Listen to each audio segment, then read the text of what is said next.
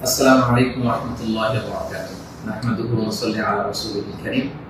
أما بعد فأعوذ بالله من الشيطان الرجيم. بسم الله الرحمن الرحيم. إذا جاء نصر الله والفتح ورأيت الناس يدخلون في دين الله أفواجا فسبح بحمد ربك واستغفره إنه كان توابا. صدق الله العظيم. رب اشرح لي صدري ويسر لي أمري واحلل عقدة من لساني يفقهوا قولي.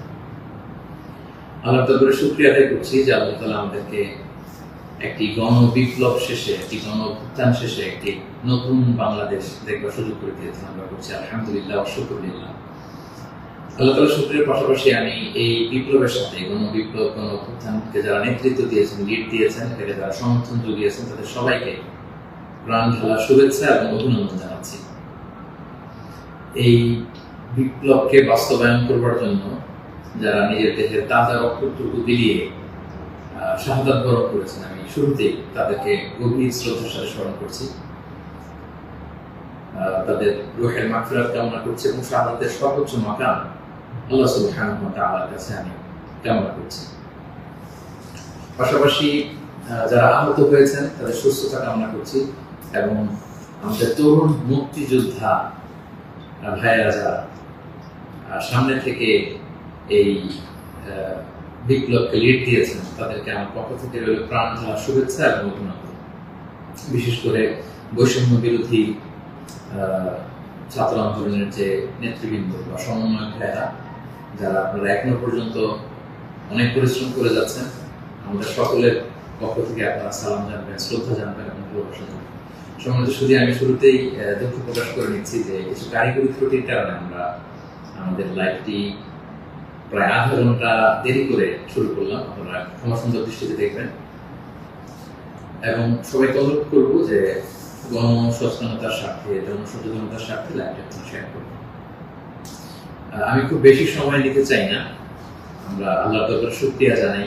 পুরো দেশব্যাপী আনন্দ, উল্লাস, উচ্ছ্বাস, মানুষের মধ্যে একটা ঈদ ভাব আমরা গত অল্প কয়েকদিন আগে ভাবতে পারেন যে আল্লাহ তাআলা এত দ্রুত আমাদের হাতে বিজয় তুলে দিবেন। তো আমরা আল্লাহ দরবারে কায়মুবারকে শুকরিয়া জানাচ্ছি, শুকরগুজার হচ্ছি, লাখ কোটি শুকর এবং সুজুদ জানাচ্ছি এবং যারা এটাকে বাস্তবায়ন করেছেন তাদের কৃতজ্ঞতা জানিয়ে শুরু করছি।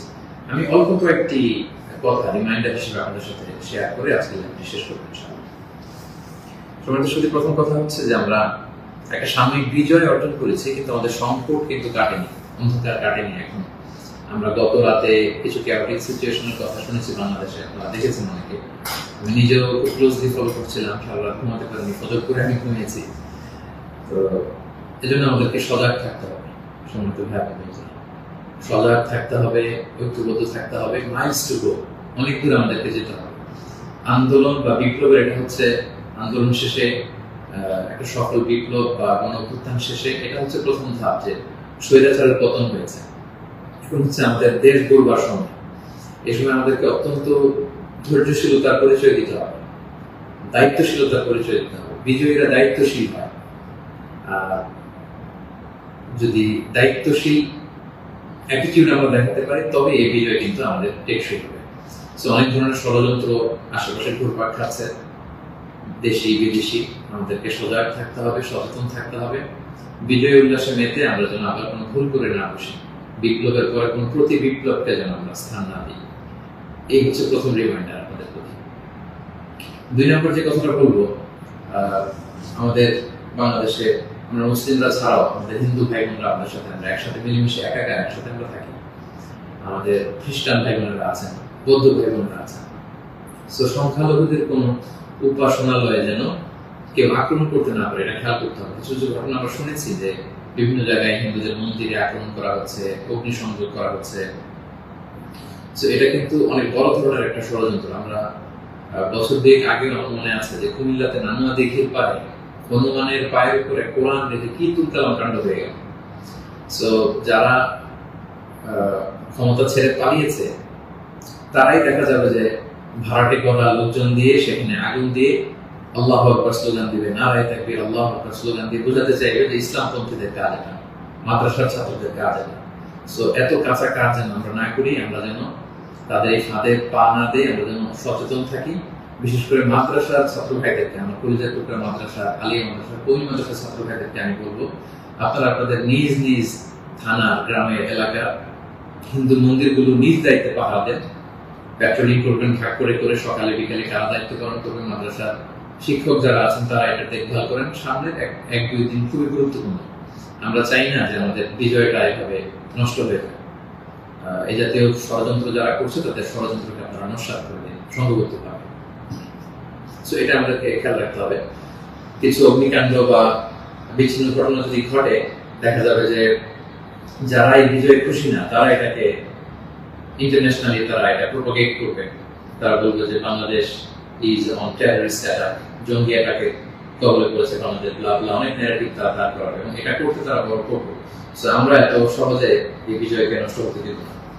আমার 2 নম্বর রিমাইন্ডার হচ্ছে আমার প্রিয় বিপ্লবী ভাই এবং বোনদের প্রতি, বিশেষ করে মাদ্রাসার ছাত্র ভাইদের প্রতি, আপনারা খেয়াল করে সংখ্যালঘুদের কোন স্থাপনাতে, উপাসনালয়ে যাতে এই জাতীয় ঘটনা না ঘটে ক্লোজ অবজারভেশন করুন, পাহারা দিয়ে নিরাপত্তা দিন। এটা আমাদের দায়িত্ব। আমরা এবার যদি ভুল করে ফেলি তাহলে বাংলাদেশ ইসলাম অনেক পিছিয়ে যাবে। বাংলাদেশ সমৃদ্ধ বাংলাদেশ গড়বার স্বপ্ন এটা অনেক পিছিয়ে যাবে। 3 নম্বর যে কথাটি আমি শেয়ার করতে চাই সেটা হচ্ছে, আমরা প্রায় বলি যে ইতিহাসের সবচেয়ে বড় শিক্ষা হচ্ছে যে মানুষ ইতিহাস থেকে শিক্ষা নেয়। আমরা যেটা দেখলাম প্রায় 1.5 যুগ ধরে বা 1.5 দশক ধরে যে ক্ষমতাসীন দলটি ছিল, তারা যখন আজকে বিদায় নিল, বিদায় তো না, বেসিকলি তারা বাধ্য হয়ে ক্ষমতা ছেড়ে পলায়ন করেছে। তো তাদের বিদায়টা আসলে কেমন হলো যদি আমরা একটু বিশ্লেষণ করি, অ্যানালাইসিস করি, যে আপনার ক্ষমতার দাপটে বাকি মহিষে এক ঘাটে পানি খেতে এরকম অবস্থা। এসএসএফ আপনাকে সিকিউরিটি দিত, আপনার সামনে বহর, পেছনে বহর, কত সিকিউরিটি, কত ন্যাশনাল প্রোটোকলের ব্যবস্থা আপনি করেছেন। কিন্তু আজকের বিদায়টা আপনার কেমন হয়েছে? পুরো দেশব্যাপী গণধিক্কার, ঘৃণা, বদদোয়া ছাড়া কিছু আপনি হাসিল করতে পারেননি। এ থেকে আমাদের রাজনীতিবিদদের, আমাদের সকলের শিক্ষা গ্রহণ করা উচিত। আপনার বিদায় কেউ কাঁদেনি, কেউ কোনো সংবর্ধনা দেয়নি, সহমর্মিতা জানায়নি, বরং আপনার অস্তিত্বই ছিল হুমকির মুখে। আল্লাহ তাআলা বলেন যে আমি হচ্ছি ক্ষমতার মালিক, আমি যাকে চাই, কুলিল্লাহুম্মা মালিকাল মুলক তুতিল মুলকা মান তাশা ওয়া তানজিউল মুলকা মিম্মান তাশা ওয়া তুইজ্জু মান তাশা ওয়া তুযিল্লু মান তাশা বিয়াদিকাল খায়র ইন্নাকা আলা কুল্লি শাইইন কাদির। আল্লাহ তাআলা হচ্ছেন ক্ষমতার মালিক, যাকে চান ক্ষমতার চেয়ারে বসান, যাকে চান সেখান থেকে টেনে হিঁচড়ে ক্ষমতার চেয়ার থেকে তিনি নামান। তিনি যাকে চান সম্মান দেন, যাকে চান তিনি অপদস্থ করেন, লাঞ্ছিত করেন। তার জলজান্ত প্রমাণ আমরা গতকাল কিন্তু দেখেছি। এবং তিনি হচ্ছেন ফাআলুল লিমা ইউরিদ, তিনি যখন যা চান তাই করতে পারেন। এর জন্য তাকে কারো কাছে জবাবদিহি করতে হয় না, রিপোর্টিং করতে হয় না। তিনি কুন ফায়াকুনের মালিক, তিনি হওয়া হতে দেরি হয় না। তিনি পাহাড়কে দরিয়া করেন, দরিয়াকে পাহাড় করেন। তিনি সম্মানিতকে অপদস্থ করেন। তিনি সমাজের লাঞ্ছিত, অপমানিত লোকটাকে সম্মানের চেয়ারে বসিয়ে দিতে পারেন। তিনি হচ্ছেন আল্লাহ সুবহানাহু ওয়া তাআলা। মনে রাখতে হবে তিনি ক্ষমতার মালিক। আমরা যেন এটা ভুলে না যাই, ক্ষমতার চেয়ার পেলে আমরা যেন ভুলে না যাই যে আমি ক্ষণিকের জন্য এসেছি। সামনে যারা ইন্টারিম গভর্নমেন্টের লিড দিবেন, 3 মাস 6 মাস পরে জাতীয় ইলেকশন পরে যখন আমাদের নতুন সরকার আসবে, তারা যখন ক্ষমতার চেয়ারে বসবেন, নিজেকে এই রিমাইন্ড যেন আমরা দিই যে আমরা যেদিন বিদায় নিব, যেদিন ক্ষমতায় থাকবো, সেদিন আমি আমাকে কেমন যেতে চাই, সেই হিসাবটুকু করে যোগ বিয়োগ দিয়ে যেন আমরা ক্ষমতায় থাকাকালীন সময় আমাদের অ্যাক্টিভিটিস গুলো পরিচালনা করি। এই ইতিহাস থেকে আমরা বারবার শিক্ষা নিতে ভুল করি, হোঁচট খাই। আমরা যেন এটা না করি। আমি আমাদের জাতীয় নেতৃবৃন্দদেরকে বলবো, যারা আসন্ন নির্বাচনে নির্বাচিত হয়ে আসবেন, বাংলাদেশকে নেতৃত্ব দিবেন, নতুন প্রজন্মের বা পুরাতন অভিজ্ঞদের মধ্যে যারা মিলে সরকার গঠন হবে সামনের ইলেকশন শেষে, আপনারা মেহরবানি করে এই শিক্ষাটুকু আপনারা নেবেন। এবং বাংলাদেশে এটা তো আমরা দেখে এসেছি ছোটবেলা থেকেই, একদল ক্ষমতা ছেড়ে অন্য দলের লোকেরা তাদের উপর কিভাবে আক্রমণ করে যেদিন তারা ক্ষমতা থেকে যায়, আবার তারা ক্ষমতা আসলে তারা তখন ক্ষমতা ছেড়ে অন্য বিরোধী দল তাদের উপর আক্রমণ করে। এই রেশারেশি আক্রমণ আমরা চাই না, আমরা এর অবসান চাই। আমরা ইতিহাস থেকে শিক্ষা নিতে চাই। আমরা একটা সমৃদ্ধির বাংলাদেশ ঐক্যবদ্ধভাবে একসাথে হাতে হাত রেখে কাঁধে কাঁধ মিলিয়ে গড়ে তুলতে চাই। এটা হচ্ছে আমার 3 নম্বর রিমাইন্ডার। 4 নম্বর রিমাইন্ডার হচ্ছে, গতকাল আমরা দেখেছি যে স্বৈরাচারের পতনের ঘোষণার মধ্য দিয়ে পুরো বাংলাদেশ, পুরো লাল সবুজের পতাকা, পুরো 18 কোটি মানুষ আনন্দ উল্লাসে ফেটে পড়েছে। আমরা আল্লাহ শুকরিয়া আদায় করেছি, আমরা হাফ ছেড়ে বেঁচেছি, আমরা স্বস্তির নিঃশ্বাস ফেলেছি, আমরা নতুন করে একটা স্বাধীন বাংলাদেশ পাওয়ার একটা আকাঙ্ক্ষা আমাদের হৃদয়ে জেগেছে। শুধু কিন্তু দুঃখের ব্যাপার হলো আমরা মাঝে মাঝে আবেগে অথবা লোভে পড়ে অথবা হৃদয়ের জ্ঞান হারিয়ে এমন কিছু করে ফেলি যেটা আমাদের এই বিজয়কে, আমাদের অ্যাচিভমেন্টকে প্রশ্নবিদ্ধ করে, এটা ন্যায্যতাকে প্রশ্নবিদ্ধ করে। গতকাল আমরা দেখেছি যে উল্লাসিত জনতা তারা জাতীয় সংসদ ভবনে ঢুকে পড়েছে, গণভবনে ঢুকে পড়েছে, সেখানে যে লুটপাট, চুরি, যা বলা যায় এগুলো সব ধরনের কাজগুলো করেছে এবং এগুলো কিন্তু লাইভ ব্রডকাস্ট হয়েছে, বিশ্বব্যাপী ছড়িয়েছে। আপনারা আসলে কি মেসেজ দিলেন? আমাদের দেশের ছাত্র জনতা তারা কি লুটপাট করে?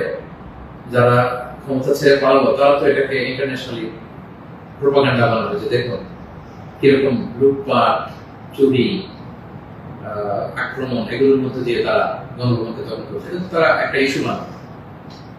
তো এই ব্যাপারটাকে আমি খুবই অপছন্দ করেছি, খুবই।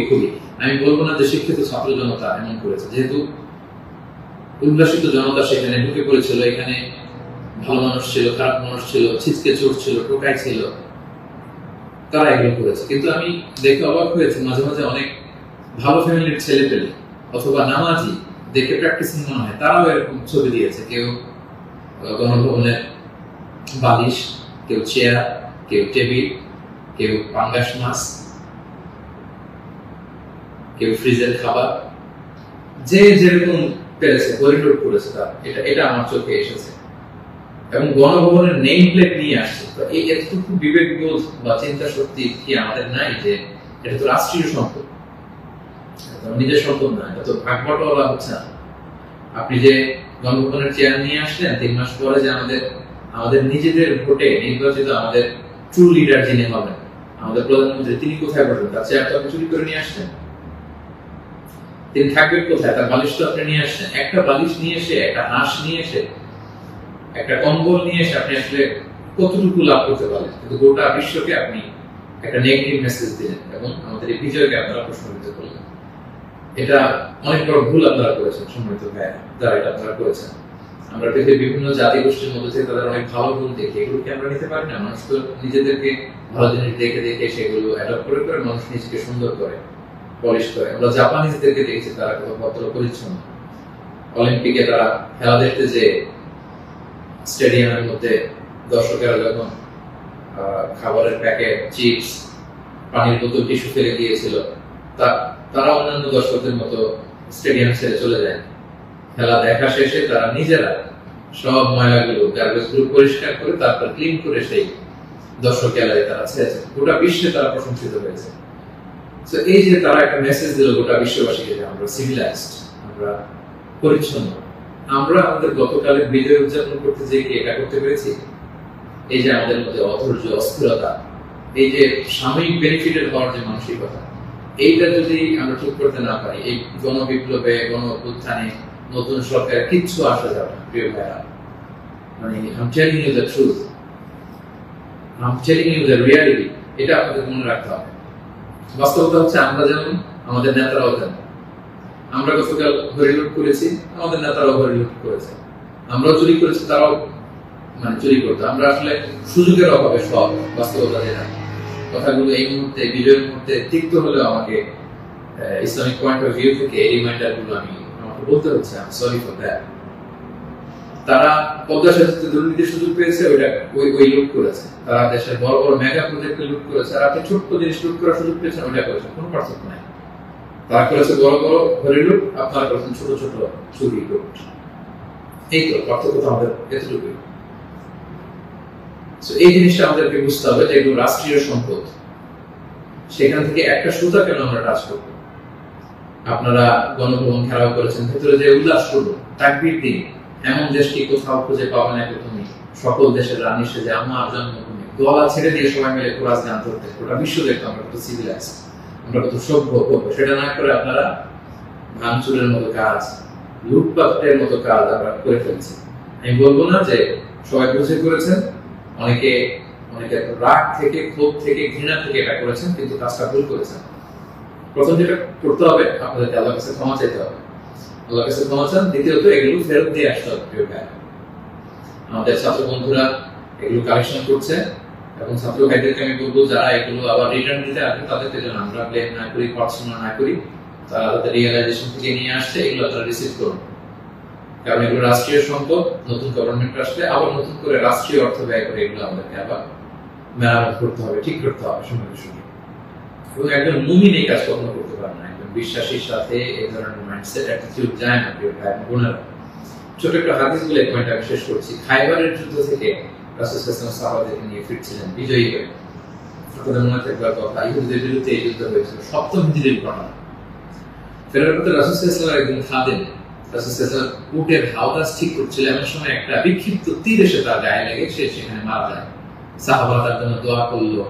তারা বলল, কি খুশ নসিব তা, যুদ্ধ থেকে ফিরে আসার পথে এই মুজাহিদ শহীদ হয়েছে, জান্নাতের নীল পাখি হয়ে সে ঘুরবে। রাসূল সাল্লাল্লাহু আলাইহি ওয়াসাল্লাম বললেন, না, তোমরা এই মন্তব্য করো না, তোমরা জানো না আমার এই লাশ সে সুযোগ পেয়ে রাষ্ট্রীয় সম্পদের অর্থাৎ গনিমতের যেটা পেয়েছিল ভাগ বটোয়ারার আগে সে লোকচক্ষুর আড়ালে একটি চাদর চুরি করেছিল, এবং এই জাহান্নামের এই চাদর তার গা পেঁচিয়ে তার শরীরকে জ্বালিয়ে ফেলবে, তাকে দগ্ধ করবে। আল্লাহু আকবার। অনেক লম্বা কথা, আমি সংক্ষেপে শেষ করে দিচ্ছি। সময়টা যদি আপনি খেয়াল করে দেখুন, একজন সাহাবী, বিশ্বনবীর সার্ভেন্ট, সে রাষ্ট্রীয় এই সামান্য একটা চাদর চুরি করার কারণে রাসূল সাল্লাল্লাহু আলাইহি ওয়াসাল্লাম বললেন, শাহাদাত তো দূরের কথা, এই চাদর তাকে অগ্নিদগ্ধ করবে। তো আপনার কি ভয় পায় না? আপনি যে অনুভব থেকে বালিশ নিয়ে আসলেন, চাদর নিয়ে আসলেন, ওখানকার টিভি নিয়ে আসলেন, ওখানকার জিনিসপত্র যে আপনি কাঁধে করে নিয়ে আসেন, ফুলের টব এটা সেটা ভেঙে যে নিয়ে আসেন, এগুলো যে আগুনের লেলিহান শিখা হয়ে আপনাকে জ্বালাবে, আপনার কি ভয় হয় না? এই মাইন্ডসেটের যদি আমরা থাকি, কোন ভালো নেতাই আমাদের কিছু করতে পারবে না। 18 কোটি জনগণের এই হাইলি পপুলেটেড দেশে কেউ এসে কিছু করে দিয়ে যেতে পারবে না যদি আমরা নিজেরা না শুধরাই। আমরা এটা ভুল করেছি, আমরা অনুতপ্ত হব, অনুশোচিত হব। যারা আমার আলোচনা শুনেন, আমাকে পছন্দ করেন, আমি হাত জোর করে অনুরোধ করব, প্রত্যেকটি জিনিস আপনারা ফেরত দিয়ে আসবেন। এগুলো রাষ্ট্রীয় সম্পদ, কোন রাষ্ট্রীয় সম্পদকে তো সুরক্ষিত করার অধিকার আল্লাহ তাআলা আমাদেরকে দেন। আল্লাহ তাআলা আমাদেরকে বোঝার তৌফিক করুন।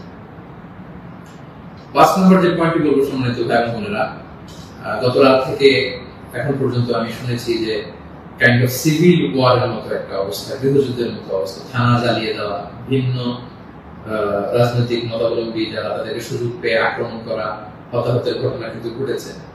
এইরকম চালিয়ে গেলে আমাদের বিজয় কিন্তু যে কোনো মুহূর্তে নষ্ট হয়ে যেতে পারে। এবং আমি সেনাবাহিনীকে বলবো, অস্থায়ীভাবে সামনে 2-1 দিনের জন্য আপনারা আর্মি ডেপ্লয় করুন সব জায়গায়, প্রতিটি থানায়, প্রতিটি ইউনিয়নে, প্রতিটি জেলায়, just to confirm and ensure the security.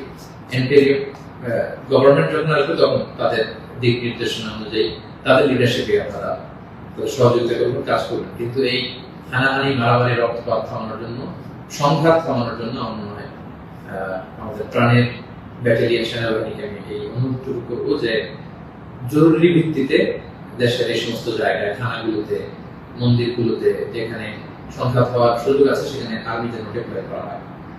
তা না হলে যে পরিমাণে হতাহতের ঘটনা ঘটেছে, এটা যদি আরেক-দুই দিন চলতে থাকে এরকম, এবং সুযোগ পেয়ে একে আক্রমণ করা, ওকে আক্রমণ করা, ঝাল ক্ষোভ মেটানো, বা ভিন্ন রাজনীতি হওয়ার কারণে এতদিন তারা জুলুম করেছে, আজকে তার বাড়ি জ্বালিয়ে দিব, তার ছেলে মেয়েদের অত্যাচার করবো, তার উপর আক্রমণ করবো, এটা যদি আমরা করি তাহলে আমরা ভুল করে ফেলবো। আমি আগেই বলেছি যে বিজয়ীরা দায়িত্বশীল হয়, দায়িত্বশীলতার পরিচয় দিতে হবে, তাহলে এই বিজয়টা টেকসই হবে। তা না হলে এভাবে লুটপাট শুরু হলে বলবে যে এই স্বৈরাচারী সরকার এত দেরি ভালো ছিল, এখন তো দেখে দেশের অবস্থা আরো খারাপ। এরকম কোনো কমেন্ট যদি কেউ করার সুযোগ না পায়, কেউ যেন এই চান্স নিতে না পারে, একটা গৃহযুদ্ধের দিকে যেন আমরা চলে না যাই। আল্লাহ তাআলা আমাদের দেশকে হেফাজত করুন, সমর্থ ধ্যান করুন। এবং যারা বড় বড় অপরাধী ছিল, ক্রাইম করেছে, অবশ্যই তাদেরকে আইনের হাতে তুলে দিন, তাদেরকে ধরে রাখুন, বেঁধে রাখুন, পুলিশের হাতে দিন, সেনাবাহিনীর হাতে দিন, সংঘবদ্ধভাবে তাদেরকে আটকে রাখুন, তাদেরকে দেশ ছাড়তে, দেশ থেকে পালাতে আপনারা বাধা দিন। এই কাজটুকু করবেন। এটা ছিল 5 নম্বর রিমাইন্ডার। 6 নম্বর রিমাইন্ডার, খুব রিসেন্টলি হোপফুলি আজকে ইন্টারিম গভর্নমেন্টের রূপরেখা যারা থাকবেন সেটা বলা হবে, খুবই গুরুত্বপূর্ণ। জন্য আমি লাইভও দেরি করতে চাচ্ছি না, আমি উৎসুক হয়ে আছি এই নিউজ শুনবার জন্য। কিন্তু বর্তমানে যেহেতু সেনাবাহিনী সবকিছু নেগোসিয়েট করছে এবং আমাদের বৈষম্য বিরোধী ছাত্র আন্দোলনের ভাইদেরকে, সেনাবাহিনীর দায়িত্বশীলদেরকে আমি বলবো যে এখনো কিন্তু সন্ত্রাসী গোষ্ঠী বা অপশক্তি দেশের বিভিন্ন জায়গায় আছে। বিশেষ করে আমরা বিভিন্ন সময় দেখেছি যে ছাত্রদের হাতে আমরা রামদা, হকি স্টিক, তারপর অস্ত্র আমরা দেখেছি। বিভিন্ন সময় আমরা ছাত্রলীগের ছাত্রদের হাতে আমি দেখেছি যে তারা সাধারণ ছাত্রদেরকে আক্রমণ করতে একটা সারাশি অভিযান চালিয়ে গোটা দেশের ছাত্রলীগের যত সন্ত্রাসী আছে তাদের হাত থেকে এই অস্ত্রগুলো সিজ করতে হবে। শুধু ছাত্রলীগই না, এটা উদাহরণ হিসেবে বললাম, যত ছাত্র সংগঠন আছে কারো হাতে যদি কোনো আগ্নেয়াস্ত্র, অস্ত্র এগুলো পাওয়া যায়, খুব জরুরি ভিত্তিতে এগুলো পুরো দেশের সারাশি অভিযান চালিয়ে এগুলো সিজ করতে হবে। কোনো ছাত্রের হাতে, কোনো সিভিলিয়ানের হাতে কোনো গান, কোনো রামদা এগুলো যেন আমরা কখনো না দেখি। ছাত্ররা রামদা নিয়ে ক্যাম্পাসে তারা দাপট দেখাবে, এই দৃশ্য আমরা যেন বাংলাদেশে না দেখি। এরকম একটি পরিবেশ যেন আমরা তৈরি করতে পারি। আমি সেনাবাহিনীর কাছে অনুরোধ জানাবো, আমি সামনে যে ইন্টারিম গভর্নমেন্ট হবে তাদের কাছে অনুরোধ জানাবো, এবং বৈষম্য বিরোধী ছাত্র আন্দোলনের ভাইদেরকে এই বিষয়ে গুরুত্ব দেওয়ার জন্য অনুরোধ জানাবো। কারণ আমি বিভিন্ন ভাবে আমাদের কিছু সোর্স আছে, আমরা জেলায় জেলায়, থানায় থানায় এরকম হতাহতের ঘটনা শুনেছি। সেগুলো আমাদেরকে নিয়ন্ত্রণ করতে হবে। সবশেষে সম্মানিত ভাই বোনেরা, আমি এই কথা বলে শেষ করতে চাই যে আমাদের ধৈর্যের পরিচয় দিতে হবে, আমাদেরকে শান্তি শৃঙ্খলা রক্ষার সর্বোচ্চ চেষ্টা করতে হবে। প্রতিহিংসার রাজনীতি আমরা বাংলাদেশে আর দেখতে চাই না, আমরা হানাহানি মারামারি এটা দেখতে চাই না। আমরা জাতি, ধর্ম, বর্ণ নির্বিশেষে আমরা যেন সবার প্রতি মানবিক হতে পারি, আমরা সেটা চাই।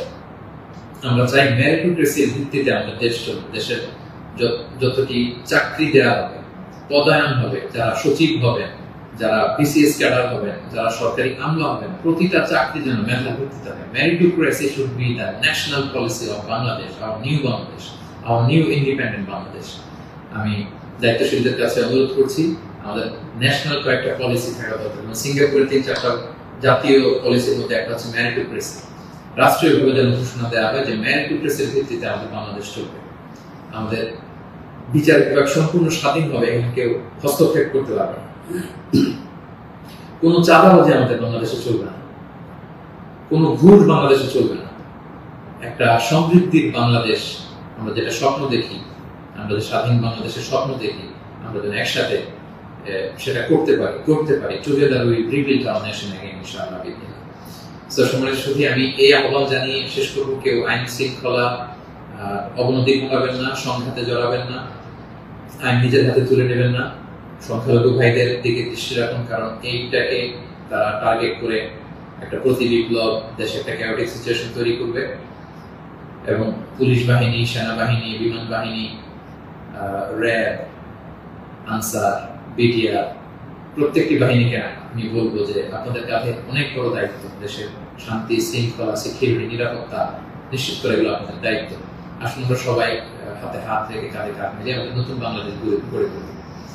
এই সামনের 1-2 দিন খুবই ক্রুশাল। আপনারা কেউই অস্থির, অধৈর্য হয়ে রাগে বসে বিভিন্ন থানা জ্বালিয়ে দেওয়া হচ্ছে, আমি শুনছি।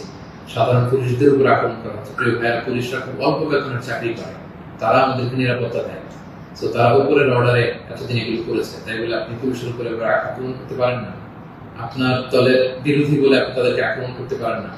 সুযোগ পেয়ে আপনি এই অন্যায়ভাবে এটার ব্যবহার আপনি করতে পারেন না। আমরা যেন সুশৃঙ্খল থাকি, আমরা যেন দায়িত্বশীলতা পরিচয় দিই। সম্মানিত সুধী, একটা মানবিক বাংলাদেশ, একটা সাম্যে পরিপূর্ণ, একটা সমৃদ্ধ বাংলাদেশ আমরা দেখতে চাই। অনেকেই আমাকে ব্যক্তিগতভাবে মেসেজ করেছেন, কল করেছেন, সবাইকে শুকরিয়া জানাই, জানতে চেয়েছেন যে শাইখ আপনি কবে আসবেন। আমি আপনাদেরকে এতটুকু নিশ্চিত করছি যে আমি শীঘ্রই বাংলাদেশে আসছি ইনশাআল্লাহ। স্বাধীন বাংলাদেশে আপনাদের সবার সাথে আবারও পুনরায় সাক্ষাতের আকাঙ্ক্ষা এবং অপেক্ষায় আমি রইলাম। সাম্য, মানবিক মর্যাদা এবং সামাজিক সুবিচার প্রতিষ্ঠিত করে আমরা যেন একটা সমৃদ্ধ বাংলাদেশ সবাই গড়ে তুলতে পারি, সেই প্রত্যাশায় আজকে এই সংক্ষিপ্ত লাইভ সেশন এখানে শেষ করছি। হাদা মা ইনদি ওয়াল ইলমু ইনদাল্লাহি আলাইহি তাওয়াক্কালতু ওয়া ইলাইহি উনীব। আসসালামু আলাইকুম ওয়া রাহমাতুল্লাহি ওয়া বারাকাতুহু।